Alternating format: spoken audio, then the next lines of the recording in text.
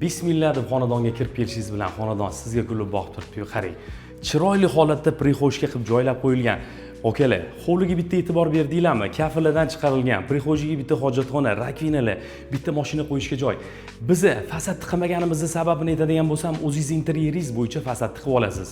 5 ta xona, 3 ta sanuzli chiroyli xonadonimizni obzoriga o'tadigan bo'lsa, talab va takliflarga binoan narxini boshida aytaman, 129 ming dollar evaziga 1-2 sotixga tushgan joylashgan chiroyli xonadonni obzoriga xush kelibsizlar.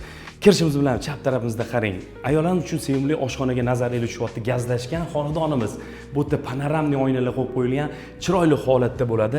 Qarang, bu yerdan chiqib borar ekanmiz, bu yoqda hojonam, hojotamga bitta yotoqxona qilib berasiz. Ranglarni uyg'unligiga bitta e'tibor berasiz.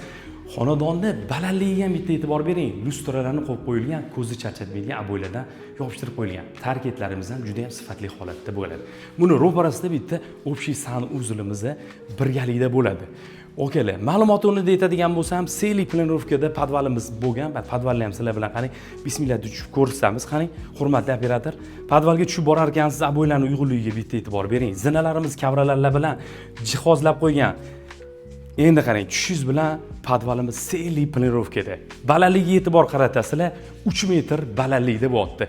Agar siz buni xona sifatida foydalanaman desangiz, bu to'pli poladan chiqarilgan 3 ta xona qilish imkoniyatini beradi. Qarang, bu yoq tarafda panoramli oynamiz bor, havo aylanishiga.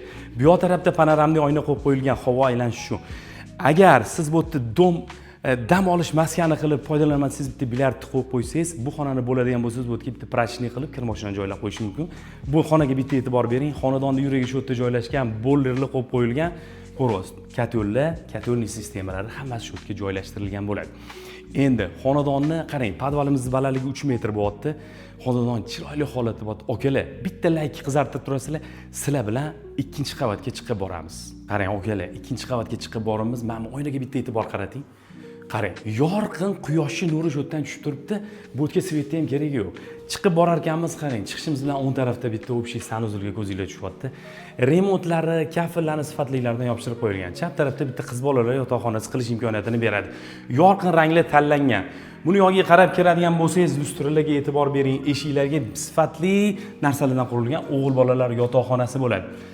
Bu yoq tarafga qarab qadam ranjida qiladigan bo'lsangiz, bitta ota-onalar yotoqxonasi, o'zini sanuzli bilan birga tashqariga qaragan romlari ham bor. Bu quruvchi bilan ma'lumotini aytaman, shu uchastkani qurilish jarayonida 0 dan boshlab o'zim ishtirok etdim. Padushkalar qo'yib, shu o'shadan chiroyli holatda qurishdi. Kelgan manzilni aytadigan bo'lsam, Grand to'yxonasi bo'ladi. Nazarbey ro'parasida kirganingizda 100 metr oraliq masofa, mahallani ham ko'rasizlar, juda ham keng, chiroyli holatda shu xonadonimiz joylashgan. 1-2 sotix xonalarni ko'rdinglar, chiroyli holatda. Yana oladigan bo'lsanglar, kelib ko'rib, talashib tortishib barakasini qilsanglar bo'ladi. Narxi startiga 129 ming bo'ldi, okalar. Sog' bo'lasizlar, salomat bo'lasizlar.